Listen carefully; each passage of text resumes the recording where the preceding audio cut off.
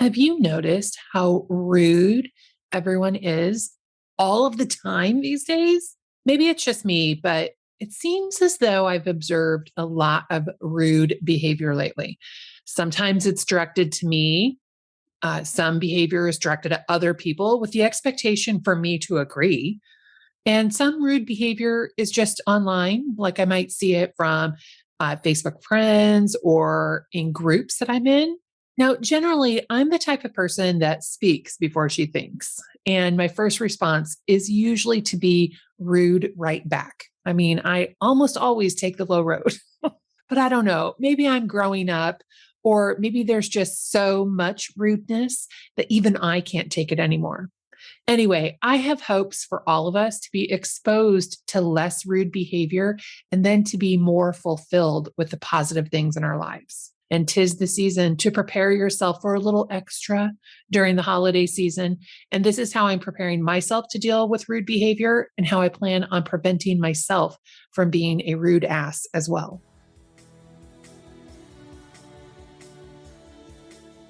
Welcome to the Savvy Agent Podcast, where we help real estate agents build a thriving business so they have financial freedom in their life without having to work 24/7. I'm your host, Heather Wright. Now let's get to it. So, what are some examples of this rude behavior that I'm talking about? And it ranges from, pretty mild to pretty extreme. So, like a mild example would be, and I'm trying to keep all of this like specific to real estate, but as you listen, you'll probably think, oh, well, I have friends that do that and they're not even in real estate. So, an example would be not calling or texting someone back when they have asked you to. Maybe telling stories about how shitty an agent was because they didn't call you or text you back. And oh my God, you're so bad at their job. Being annoyed with people when they're asking you questions about your listing. Like, yes, I am guilty of that sometimes too, where I am super annoyed when somebody expects me to do my job. But it is an example of being rude. Telling perfect strangers on the internet how stupid they are because they don't think like you. And then, of course, telling people that you know on the internet how stupid they are because they don't think like you. And being a know it all. Ugh. Like the person who has to tell you how you're wrong because you don't do it like them. Like, ugh, it's very unbecoming. So, as I was outlining this episode, like this has been on my mind for a little while. And I thought there's no better time than to combat rudeness than the holidays because we want to spread, well, I want to spread holiday cheer anyway. And I assume you probably do too. So, what are the things that we can do to solve the rudeness? So, if you are guilty of being rude, you could communicate your expectations more clearly, whether that is a note in the agent remarks that you are not taking calls during a certain period of time, an out of office message or a voicemail message, something to set the expectation of when people can expect to hear back from you or when you're available so that they just know, oh, I'm leaving this message for Heather after 8 o'clock at night. And I know that she doesn't work after 8 o'clock at night because she has told me 100 times. So by telling people I don't work after 8 o'clock at night, unless there's some sort of special circumstance, they have an expectation that even if they leave me a voicemail or send me a text message, I'm not going to respond to them until tomorrow. And I think that can also be said on the flip side. If you regularly have a problem with people not calling you back, communicate your expectations more clearly. You know, do you actually need somebody for work? But the way you said, hey, call me, made it sound like an option. Well, maybe that's why people aren't calling you back. So, how can you communicate your expectations clearly so that everybody's on the same page and everybody knows that you need whatever? So, if you need somebody to call you back because you have a question on X, Y, and Z, we'll share that information. Would a text be okay instead of a call? Include that.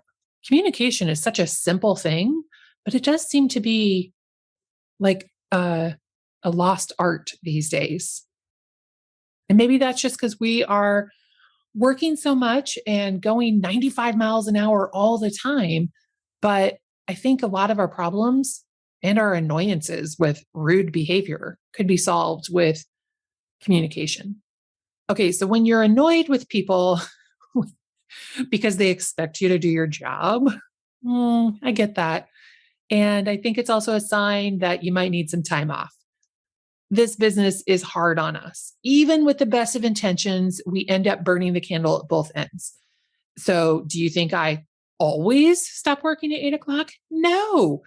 You know how it is. You get to writing an offer, or you think, oh, I'm just laying on the couch watching TV. One text message won't hurt. And then all of a sudden it's 11 o'clock at night and you're on the phone talking to somebody. Nuts. Could you take a vacation or a staycation? Maybe just schedule a single day off and actually take the day off. Could you go to the movies, like an afternoon matinee? So then you are forced to not be on your phone. Perhaps build in some you time into your schedule.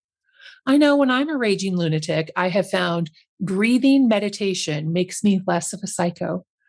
And that sounds weird, just sitting there for 10 minutes breathing. And I Google breathing meditation, and there's usually a 10-minute one on YouTube that pops up. And I don't know the magic of it. I don't understand it. You're literally just breathing and like you're following a cadence. This person, like you breathe for 5 counts and then you exhale for 5 counts. I mean, there's different patterns, but for some reason it does help. And I think it's because I'm giving my brain some space. Telling perfect strangers on the internet how stupid they are because they don't think like you. I mean, maybe that made you feel better for a second, but I'm going to guess in the long run, it did more harm than good because more than likely, those people that you just told them how stupid they are, they're coming back to tell you how wrong and even stupider you are. It is a losing cycle for everybody. So, could you perhaps just ignore the stupid people?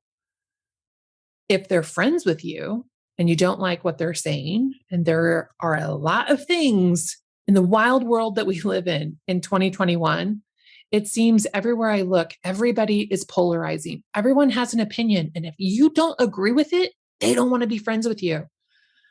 Well, I don't agree with that, but I don't want to get in a fight over it because it's okay to have your opinion. It's okay to believe what you believe. And maybe I believe some of it, maybe all of it, maybe none of it.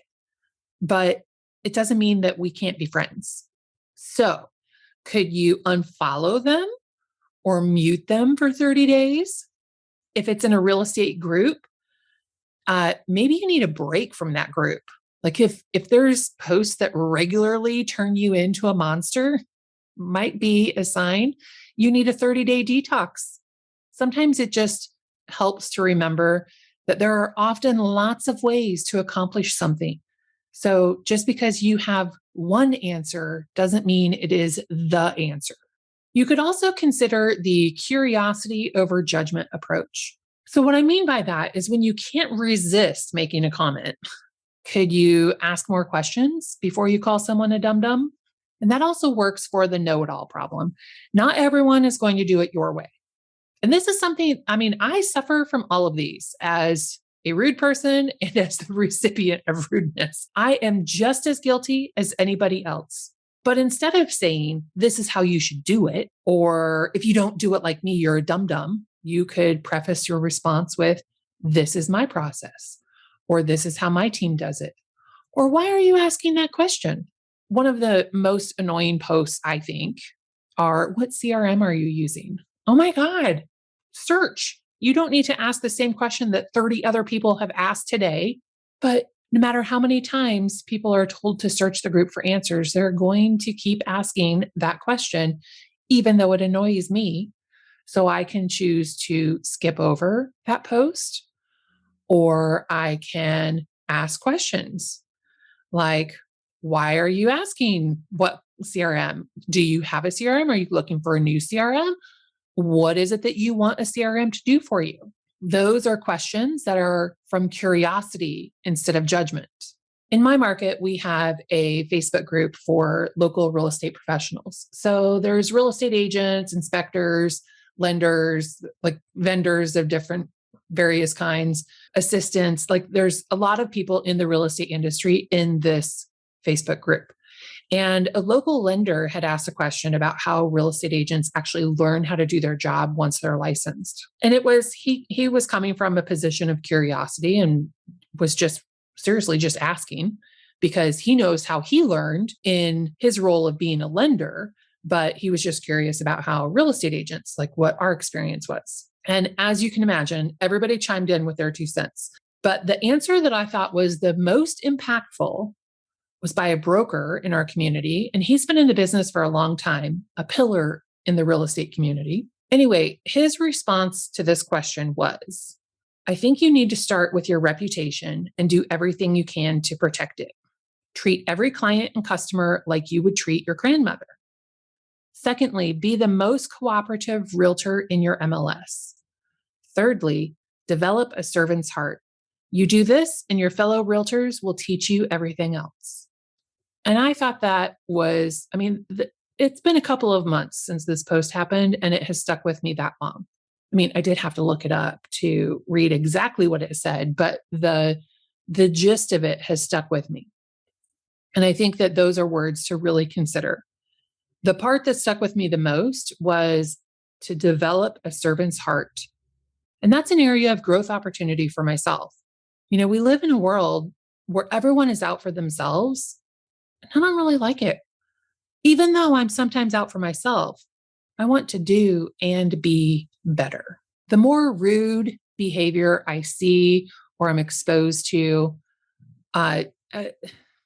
seems to be making me a better person. And so I just wanted to share this message with you because it was on my mind, it was on my heart.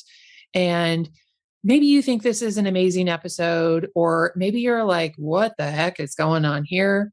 Either way, I appreciate you listening. And I hope that you have had a great Thanksgiving holiday. This episode is airing the day after Thanksgiving in the United States, 2021. And I hope you have a wonderful holiday season and that you find lots of great Black Friday deals and that, that your weekend is really nice and nobody pisses you off and you don't piss anybody else off. A weekend free of rudeness. We'll be back next week with more tips and tricks in surviving real estate. And if you have any feedback on what you would like more of, you are welcome to email me at podcast@savvyagent.co. Talk to you soon.